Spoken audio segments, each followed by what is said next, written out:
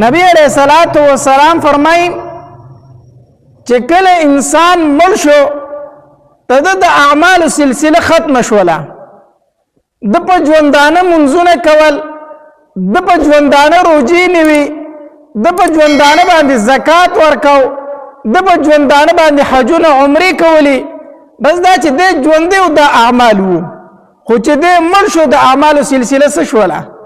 ختم شوله خو نبی علیہ الصلوۃ والسلام فرمای درې اعمال داسې دي چې پس د مرګ انسان ته ثوابونه میلاویږي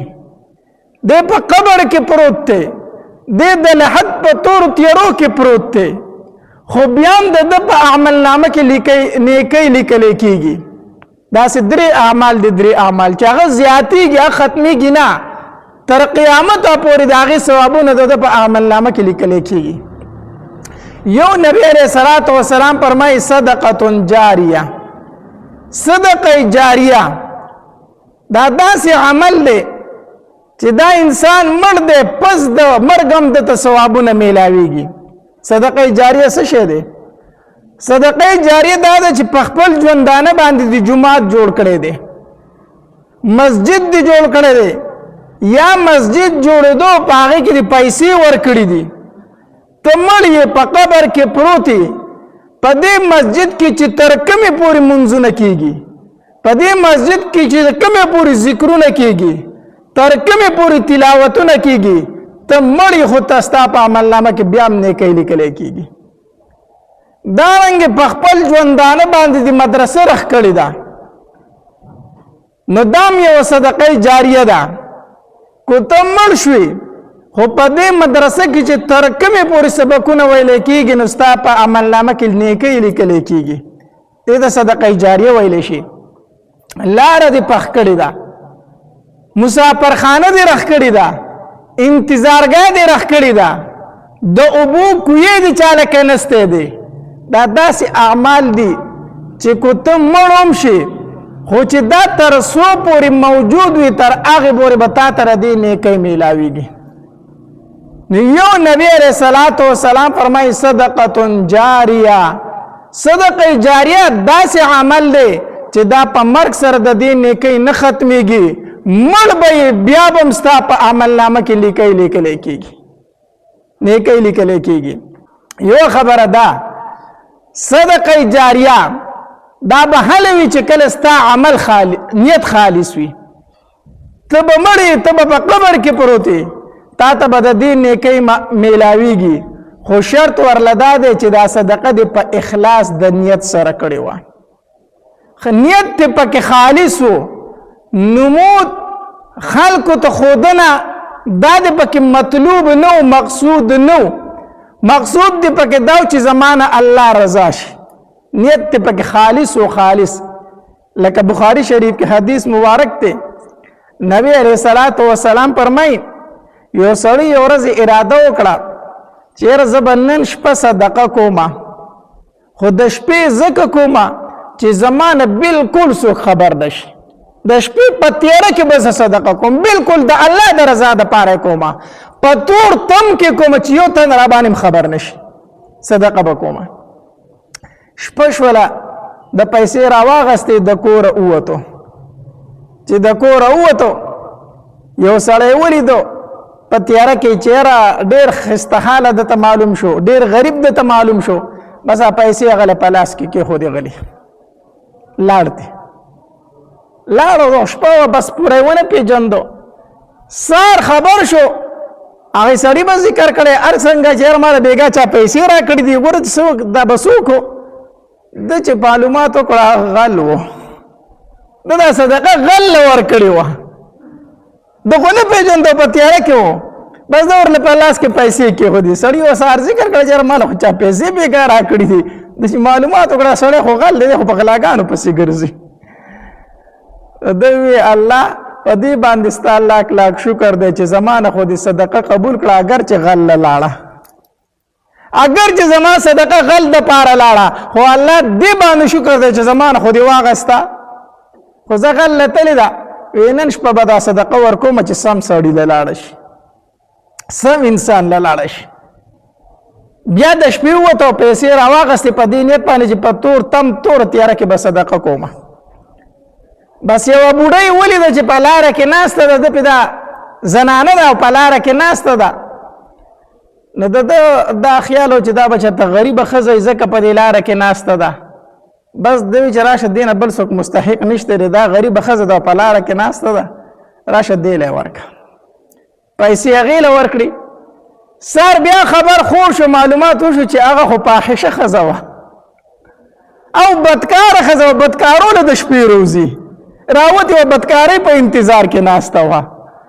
د بیا وی الله ستا لاک لاک شکر دی چې زما نه دې دا صدقه قبول کړه، اگر چې فاحشې له لاړه، اگر چې بدکارې ښځې له لاړه، الله تا خو رانه قبول کړه که نه. خو یې زه نن شپه به صدقه وکړم چې چېرته سم انسان له خو لاړی شي. په درېیمه شپه بیا راووتو، پیسې راغستې دي. بیا یو سړی ولیده، ده پې خپل ګمان وکړه چې بس هم دا غریب دی، بس هغه له یې پیسې ورکړې. پیسې ورکړې، سهار سړي ذکر وکړه یاره بېګاره له چا پیسې راکړې، ده چې وپېژنده خو ځان له لکپتي و، مالداره سړی و، غني و، ځان له مالدار و، په هغه باندې اړو خیرات کېده نه. ده وی الله ستا په دې هم شکر دی چې زما نه دې قبول کړه اگر چې مالدار له لاړه. اوس په دې سوچ کې دی چې الله ما خو 3 شپې صدقه وکړه ده، اول ځل چې مې وکړله نو غل ډاکو له لاړه، په 2 شپه چې مې وکړه نو زناکارې بدکارې ښځې له لاړه، په 3 شپه مې صدقه وکړله نو هغه غني له لاړه، مالدار له لاړه، هغې چا له لاړه چې په هغه باندې سره صدقه کېده نه. په دې سوچ کې دی خفګان کې دی چې الله دا ولې وده شو. په دې سوچ کې چې وده شو، یو غیبي آواز ورته په خوب کې وشو چې ای پلان کیا تا 3 شپې صدقه کړې ده او 3 شپو کې درنه ما قبوله کړې ده، په دې 3 شپو کې درنه ما دا صدقه قبوله کړې، ته خفه کېږه، ما قبوله کړې ده دا صدقه. او نتیجه به یې وي دا روزي چې کومه صدقه ته غل ورکړې وه، ستا په دې صدقې په برکت سره به هغه الله د غلا نه منع کړي، د دې صدقې په برکت سره به الله هغه د غلا نه منع کوي. او د 2 صدقې نتیجه به دا روزي چې کومه بدکاره ښځه وه، ستا د دې اخلاص ته وجې نه چې تا په خالص نیت دا پیسې ورکړې وي، الله به دغه ښځه د بدکارۍ نه منع کوي، دې ته به دا توفیق نصیب کېږي. او دا 3 صدقې نتیجه به دا روزي چې اگر چې تا یو مالدار له ورکړه او غني له ورکړه، خو د هغې نتیجه به دا وي چې دا مالدار به هم صدقه شروع کړي، دی به مو چېرې د صدقه ورکوله خو د سره پیسې وي په خالص نیت راوتې و، نو دا پیسې خو زما سره هم دي، زه خو مالدار یم، زه ولې صدقه نه ورکوم؟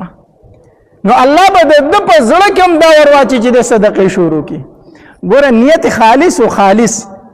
نیت خالص و نیت خالص.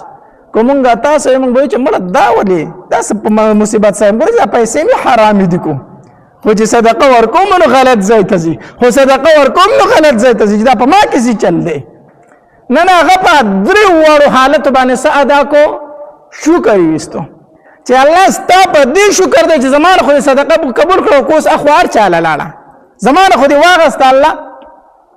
وی ستا په دې شکر ګزارۍ باندې او ستا په دې اخلاص باندې الله به د دې 3 ژوند بدلی، ژوند بدلی. نو په عمل کې نیت خالص ساتل، نیت خالص ساتل، چې کوم عمل کوي نیت خالص ساته، الله به په ډېرې ښې ثمرې او ډېرې ښې نتیجې مرتب کوي، ډېرې ښه نتیجې به ستا د دې عمل نه روزي. مونږ نتیجه ولې نه نو د خپلو اعمالو، مونږ ته ثمره د خپلو اعمالو ولې نه میلاویږي؟ وجه دا ده چې نیت کې فرق، نیت چې د خالص و، ستا د صدقه به بد ځای ته په ظاهره کې لاړه شي، خو نتیجه به ښه روزي، نتیجه به ښه روزي. نو یو په حدیث مبارک کې سره راځي چې صدقتون جاریه، صدقه جاریه دا داسې شی دی چې پس د مرګ هم انسان ته د دې ثوابونه میلاویږي، خو ما درته ووي چې څه پکې وي؟ نیت پکې څه وي؟ خالص وي. دویم نبی علیه الصلاة والسلام فرمایي ولد صالح یدعو له، نیکعمله بچی، صالح بچی، انسان د خپل بچی تربیت داسې کړی په خپل ژوندانه باندې، قرآن ورته ښودلی دی، حدیث ورته ښودلی دی، علم ورته ښودلی دی، منځ ورته ښودلی دی، په منځ باندې ودرولې دی د دین سره د علماو سره ولا ربط جوړ کړی دی داسې بچی چې در نه پاتې شو دا بچی ستا دپاره صدقه جاریه ده پلار په قبر کې پروت دی په تیرو کې پروت دی دا بچی قرآن را واخلي دی وی الف لام میم دی بچی ته 10 نیکۍ میلاو شوي پلار ته په لحد کې 10 نیکۍ میلاو شوي دا بچی د پلار دپاره صدقه جاریه ده دا بچی دی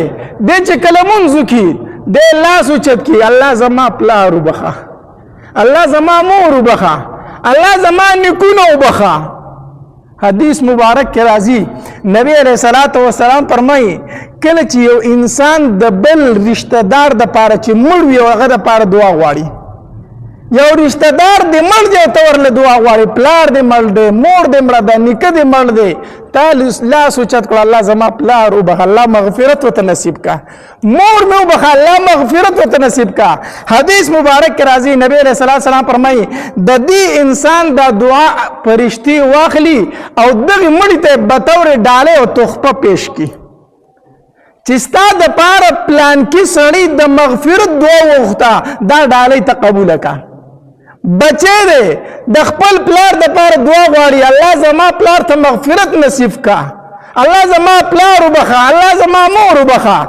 د دعا پرشتي واخلي او د مور ته ورسوي د پلار ته ورسوي تا ته ستا بچی ډالۍ را لېږلې ده تا ته ستا بچی ډالۍ را لېږلې ده هغې خوشحاله شي د خپل بچی په دې ډالۍ باندې ولد صالح يدعو له نیکمل بچی چې د مور او پلار د پاره څه غواړي دعاګانې غواړي پس د مرګه کله چې درنه وي مور او پلار خپه مړه دي اوس په لاس څه نه راځي اخو تلي د دنیا نه ته به یې څنګه رضا کوې خو لاړه د دنیا نه وایي د هغې دپاره د مغفرت دعاګانې غواړه تا به الله په هغې بچو کې ولیکي د کم بچي نه چې مور او پلار رضایي د هغې دپاره د مغفرت دعاګانې غواړه که مور او پلار درنه خپته دي الله به سبا په هغې بچو کې ولیکي د کم بچي نه چې مور او پلار رضایي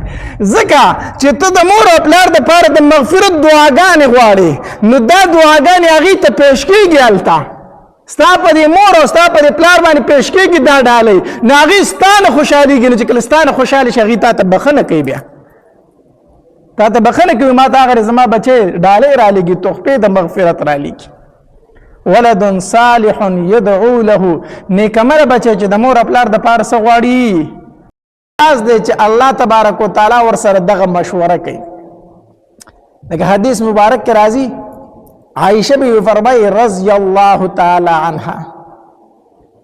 وی نبی علیہ الصلوۃ والسلام په ژوند باندې دا حدیث مبارک ما ته ډیر وی چې عائشه الله تبارک وتعالی د پیغمبر سره د مرګ نه مخکې مشوره کوي چې ته مال راځي او کو په دنیا کې پاتې کېدل غواړي هر پیغمبر ته د مرګ نه مخکې دا ویل کېږي دا حدیث مبارک ما ته ویلی و نبی علیہ الصلوۃ والسلام چې بیمارو او تبه ډیره زیاته وه او زما په کوټه کې زما په دې غیږ کې پروت او د نبی علیہ السلام دا سر مبارک زما د سینې او د زنې ترمنځ او دې ځای ته مې ځان ته اړم کړی و داسې په نبی علیہ الصلوۃ والسلام باندې تبه ډیره زیاته وه او دا لاس به یې داسې په اوبو کې کېښود او دا به یې راواغست او په خپل مخ به یې داسې راوکاږو او دا به وی چې اللهم رفیق الاعلى وی په دې دوران کې زما ورور عبدالرحمن رضی الله تعالی راغی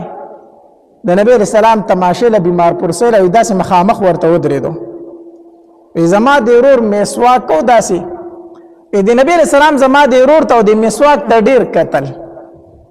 زه پوه شوم چې نبی علیہ الصلوۃ والسلام دا مسواک غواړي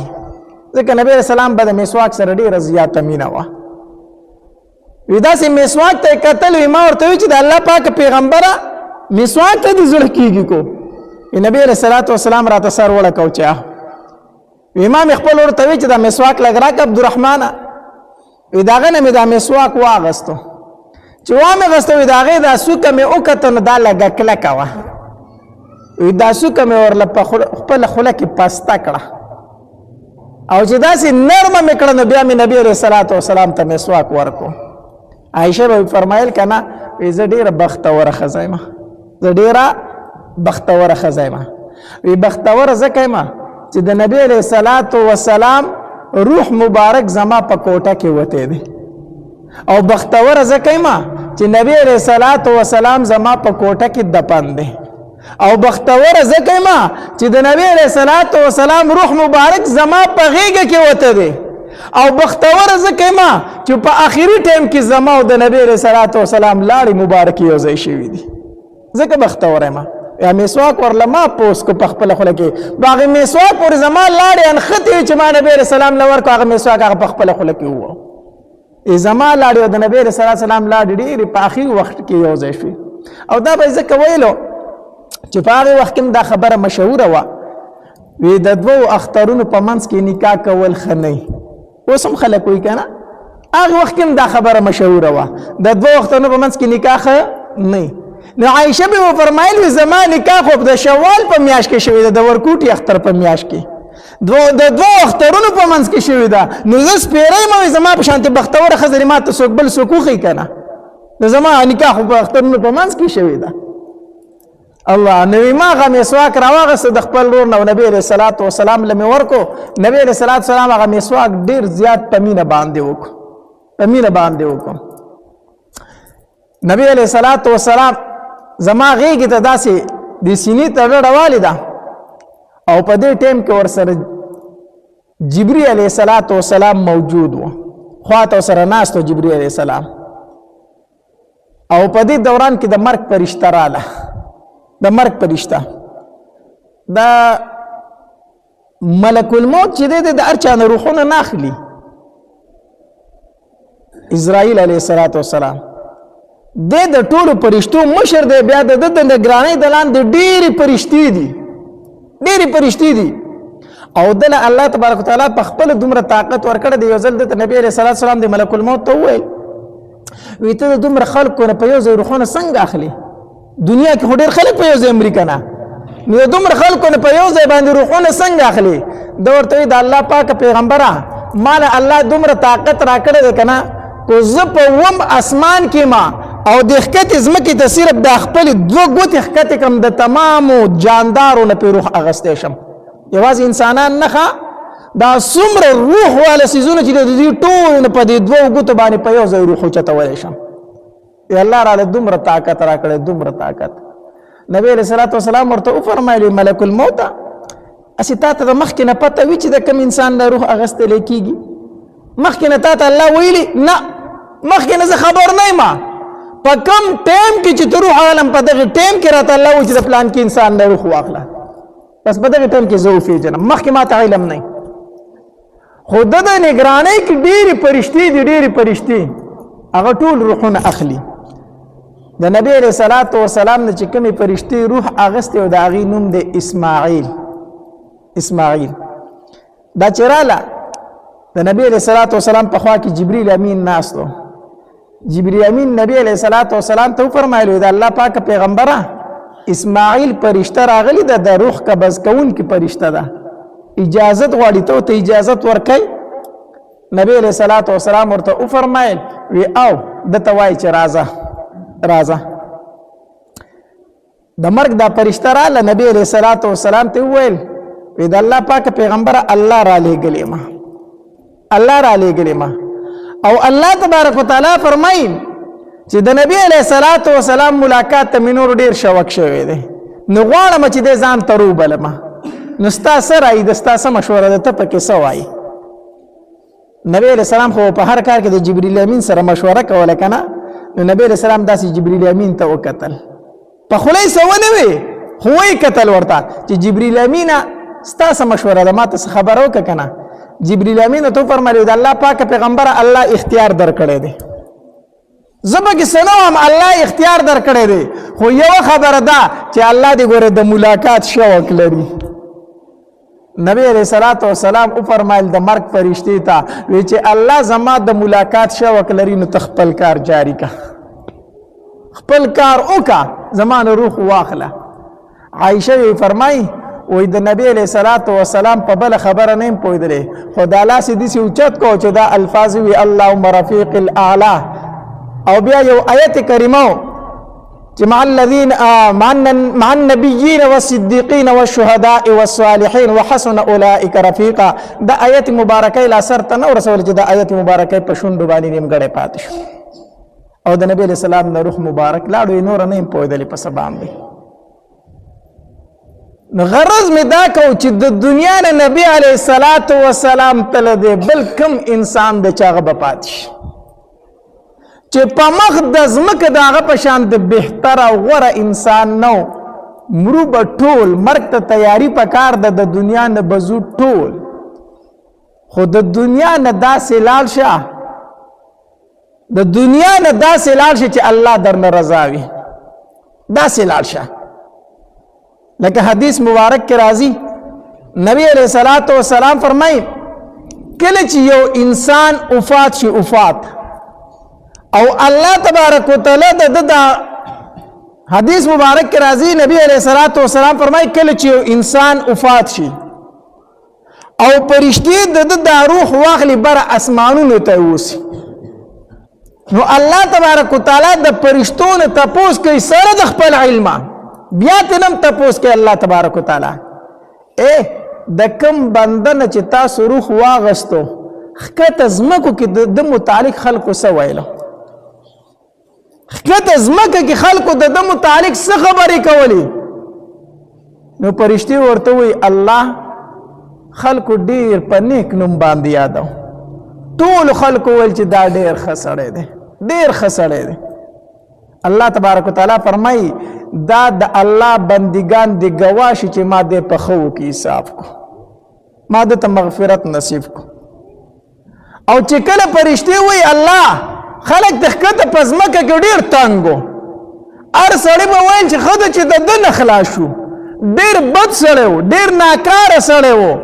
الله تبارک وتعالى فرشتو ته فرمای اے فرشتو دا خلق دی گواشي چې ما دې په ناکارو کې ولیکو د دیو جن حدیث مبارک کې راځي نبی علیہ الصلوۃ والسلام داسې ناست او صحابه کرام ورسره ناستي یو جنازه تیر شوله نو صحابه کرام ټول د هغه سړي ډیر صفات بیان کړو ډیر صفات بیان کړو ویره دا ډیر خسړې دا کم سړی چې نن مړ دی نبی علیہ الصلوۃ والسلام فرمایل وجبت د لپاره واجب شو بیا ستیم بعد بل جنازه تیر شو نو خلکو داغه متعلق ډیر خبرې وکړي یره دا ډیر ناکاره سړی خو خلک ته ډیر تنګو ډیر په عذاب کې وو خلک ته ډیر ترپوزي وو ډیر ناکاره سړی وو خدای نن مړ شو نبی علیہ السلام بیا فرمایل وجبت صحابه کرام تاسو کو د الله پاک پیغمبر سم مطلب مخکې جنازه تیر شو خلکو صفاتو کو تعویذ لپاره واجب شو رستو بل جنازه تیر شو خلکو دا غیب بدوی تابعوی د لپاره واجب شو واجب شو نبی علیہ الصلوۃ والسلام فرمایل وکله چې اول جنازه تیر شو تاسو ټول د صفات وکړو ما وی د لپاره جنت واجب شو د لپاره جنت واجب شو تاسو په دې خله باندې الله د لپاره جنت واجب کو او کله چې دویمه جنازه تیر شو او تاسو ټول دا غبد وی چې دا ډیر ناکار سره خدای خلق ته خلاص شو ویما چې وجبت الله د لپاره اور د جهنم واجب کو تاسو په دې خله باندې نو مر خو روان دی مریبا د دنیا نه بزي خو په دنیا کې داسې ژوند وکړي چې پس د مرګ د خلق په خنوم باندې یاد کی او چې کله په خنوم باندې یادېږي نو الله تبارک وتعالى ستاسو د پاره جنت واجب کو خلق وي الله تبارک وتعالى فرمایي اے بندگانو تاسو گواش تاسو د وجنه ما د جنت ته بوست او چې کله په دنیا کې په بد نوم باندې یادېږي خلق دې په بد یادې الله تبارک وتعالى فرمایي اے بندگانو تاسو گواش تاسو د وجنه ما د جهنم ته داخل کو دنیا کې داسې ژوند وکړه داسې ژوند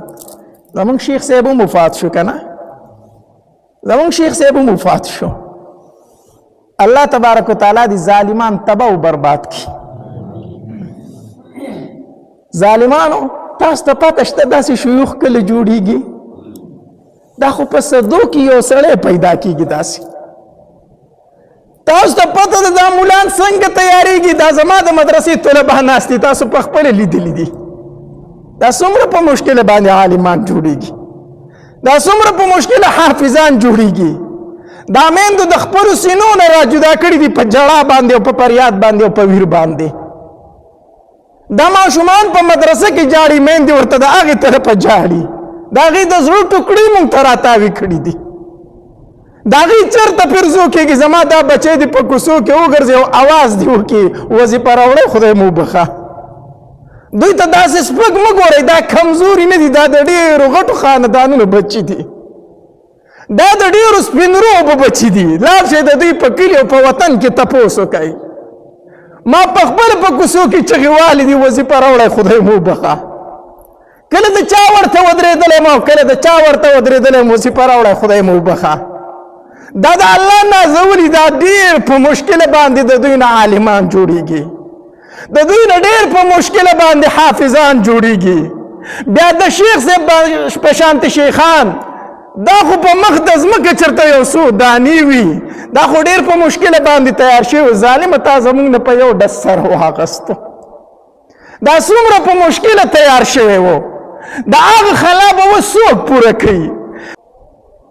هغه خو لاړو الله تبارک وتعالی لره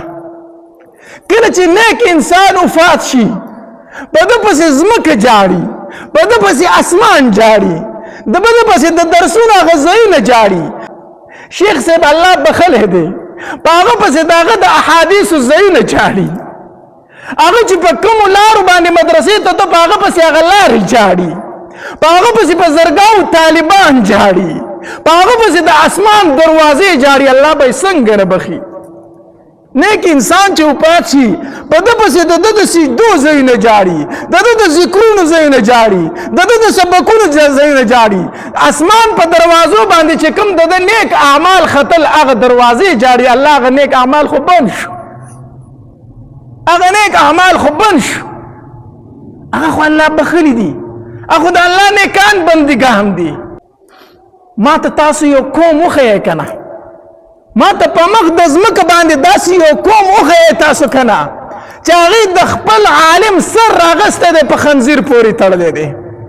هغوی د خپل عالم سر راغستی په سپي پورې تړلی دی هغوی د خپل عالم سر راغستی په خر پورې تړلی په مخ د ځمکه ما ته یو قوم وښیئ زه یو قوم سیوا د پښتون نه سیوا د پښتون نه چې پښتون د خپل عالم سر د خنزیر سره متړو د سپي سره متړو د خر سره متړو وګوره نو په مخ د ځمکه د ټولو نه ذلیل ژوند چې تیری هغه پښتانه تیری وګوره که نه په مخ د ځمکه د ټولو نه ذلیل ژوند چې تیری پښتانه تیری ولې تیری د خپل علماو ګستاخي کوي ځکه حدیث مبارک کی راضی نبی علیہ السلام فرمائی من احان العالم چاچے دا عالم سپکاوے کو فقد احان العلم دا علم سپکاوے کو ومن احان العلم فقد احان النبی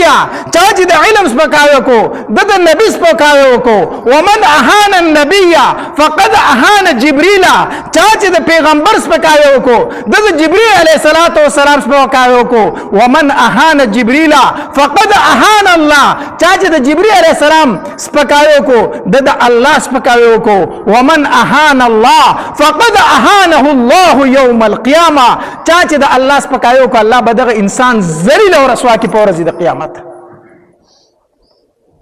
اللہ بھائی ضرور ذلیل کئی اللہ بھائی ضرور ذلیل کئی تاسو دا علماء پو گستاخو پسی ظالمانو هغه سپین ډکي تاسو په وینو باندې رنګ له چې هغې نه خو الله له حیا ورځي د سپینو ډکو نه خو الله له حیا ورځي الله فرمایي سپین ګیره چې ما ته لاس پورته کړي زه د ده لاس خالي نشم پرېښودی چې کله د سپینو ډکو ته ګورم هغه سپین ډکي تاسو په وینو باندې رنګ کړلو هغه سپین ډکي تاسو په وینو باندې رنګ کړلو او یا کاله زمونږ بچو ته قرآن وښودو او یا کاله زمونږ بچو ته حدیث وښودل مونږ ورته بدله دا وکړه چې یو میاشت خو ورته کنځل وکړو او چې په هغې خو سینې یخې نه شي نو اخر کې خو تې ګوله یې ویستله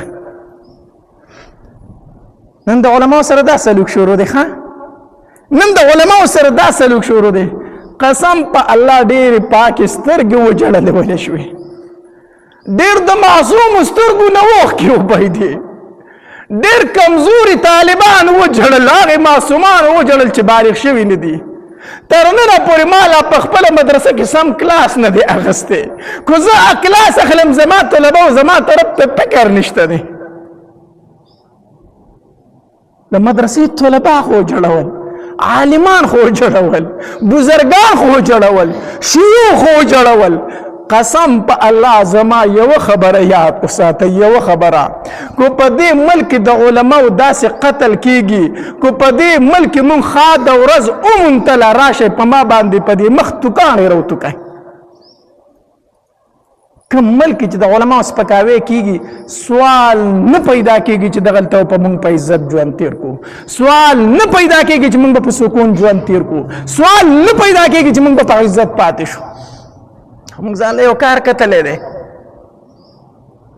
علما به شهیدان کیږي او دا یوازې د هغې نه ګیله نه ده، دا موږ ټول داسې جوړ شوي یو، ټول داسې جوړ شوي یو، ټول داسې جوړ شوي یو. تاسو فیسبوک کولاو کوئ، تاسو سوشل میډیا کولاو کوئ، تاسو د خپلو ځوانانو دا خبرې وینئ. نکاح به ورله دوی ملا تړلي، د پلار نکاح ورله دوی ملا تړلي، د نیکه نکاح ورله دوی ملا تړلي. سبا چې خپې وغځئ مردار شي دا ملا پې ودرېږي جنازه یې ورله کوي، بیا هم په ده پسې خبرې کوي، بیا پسې هم خبرې کوي. زه هغه یو غیرتي وینم چې هغه هر تن چې د عالم نفرت په ذهن کې لري، زه ورته هم ښه صفا ووایه، دا وصیتنامه پرېږده، وایه چې زه مړ شم زما په جنازه به ملا نه ودرېږي، ماله به جنازه یو ګیره خریلی کوي. پکار ده چې دا وصیت وکړي که نه. دا کم دغلا پند دی، دا کم د منافقت پند دی، دا کم منافقت دی چې نکاح له به ملا راولم، جنازې له به ملا راولم، ختمونه به په ملا باندې کوم او بد ارادې به پسې هم وامه. بد ارادې پسې مه وایه، صفا وصیتنامه ولیکه، صفا ولیکه، وایه که زه مردار شوم خپې مې وغځولې په ما په جنازه به ملا نه ودرېږي. صفا دا لیکل وکړه. شته په دې کلي کې هم شته، ما ته پکې معلوم دي، ما ته معلوم دي چې په مولانو پسې خبرې کوي. زه په خپله سوشل میډیا ښه ډېر استعمالوم، ما ته د هر تن کمنټ خو راځي، ما ته د هر تن پوسټ هم راځي،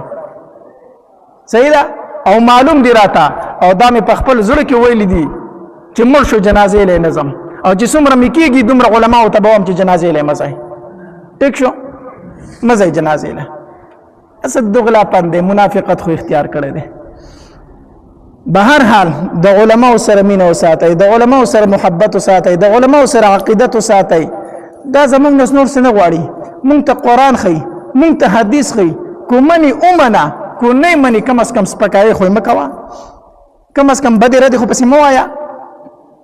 او یو خبره یاد وساتئ، تاسو نظر وچلوئ او وګورئ کومو کسانو چې په عالمانو پسې بدې ردې ویلي که نه، آخر انجام وګورئ د دین اسلام نه انکار کړی، مرتد شوی دی. وګورئ، زما خو ډېره تجربه وشوله. هغه کسان چې په علماو پسې به بد رد ویل، اخري پوسټونه مې د هغې دا وکتل چې په دین اسلام اعتراضونه شروع کړو او د دین اسلام نه ووتل ومې کتل په خپله باندې. چا د مرتد کېدو او کفر ته د تلو اوله پاونۍ د دې ځای نه شروع کېږي چې دی به په علماو پسې بدې ردې وي، ځکه چې ستا اعتماد په عالم پاتې نه شو. دا عالم چې کوم حدیث وي په حدیث ته اعتماد پاتې نه شو، ته به وایي دا ملا د ځان نه وي، ځکه بس ملا خو دې اعتماد پاتې نه شو، په حدیثو دې اعتماد پاتې نه شو، په قرآن دې اعتماد پاتې نه شو. نو په آخر کې وایي دا حدیث چې وایي دا د ملانو خبرې دي، دا کوم جهنم او جنت چې یادوي دا د ملانو خبرې دي، دا وایي اخوا هېڅ شی نشته دی. په آخر کې د څه جوړ شي؟ مرتد ته نه جوړ شي. دقه اخیری انجام شي، اخیری انجام. الله تبارک وتعالی دې موږ د دغې نه وساتي او یوازې علما او عوامو ته نه ومه، علماو ته هم ومه، زموږ دیني اختلافات په خپل ځای باندې، خو د هر عالم قدر کوئ، د هر عالم احترام کوئ، د هر عالم عزت کوئ. دلته طلبا ډېر ناست دي، ټولو طلباو ته ومه، د علماو قدر کوئ، د علماو احترام کوئ. زموږ دیني اختلافات په خپل ځای باندې، هغه د کفر او د اسلام خبرې نه دي، خو د هر عالم قدر او د هر عالم احترام کوئ. یوازې عوام نه، علماو له د ټول نه لومبې د دوی احترام پکار دی. سفیان ثوری رحم الله دا لوی عالم تیر شوی، لوی عالم، ډېر زر احادیث مبارکه ورته یادو، ډېر زر احادیث مبارکه، د دومره لوړې مرتبې عالم و. خو چې کله خبر شو چې د شام نه امام اوزاعي رحم الله را روان دی، په اوښ باندې ناست دی، مخکې به د اوښان په لړاکۍ روان و، یو اوښ په بل پورې تړلی و، بل به په بل پورې تړلی و. امام اوزاعي چې په اوښ باندې ناست و، سفیان ثوری رحم الله ولا مخې ته ووتو داغه اوخې د بل د اوخ نه راکولو کو او داغه د اوخ دا پړې په خپله مرۍ کې ورواچو په خپله مرۍ کې ورواچو او داغه په اوخ باندې ناست او سفیان ثوری ته مخکې را روان دی او چغه وی لار پرېږدوئ زموږ شیخ راغی لار پرېږدوئ لوی عالم راغی علماو به دومره د یو بل قدر او احترام کو دومره قدر او احترام کو چې د هغه د اوخ پړی په خپله مرۍ کې اچولې و روانو هغه عالم چې ډېر زر احادیث مبارکو ته په یادو باندې یادو هغه د بل عالم د اوخ پړی په مرۍ کې اچولې دی نو موږ علماو لم د یو بل قدر پکار دی احترام پکار دی عزت پکار دی سپکاوی نه دی پکار چې په نوم عالم دی زما دپاره قابل قدر او قابل احترام دی الله تبارک وتعالی دې زموږ په زړونو کې د علماو د مینه او محبت کینی داسې بیانات او واقعات اوریدلو لپاره ماجد اسلامک سټوډیو 11 چینل سبسکرایب کړئ घंटे वाला निशान क्लिक کړئ چې همیشه د مولانا هاشمي صاحب په आवाज باندې داسې بیانات او واقعات تاسو مهلا راځي کمنټس کې ماشاءالله سبحان الله الحمدلله ولیکئ او خپل ملګرو سره یې د ثواب په نیت باندې شیر هم کړئ والسلام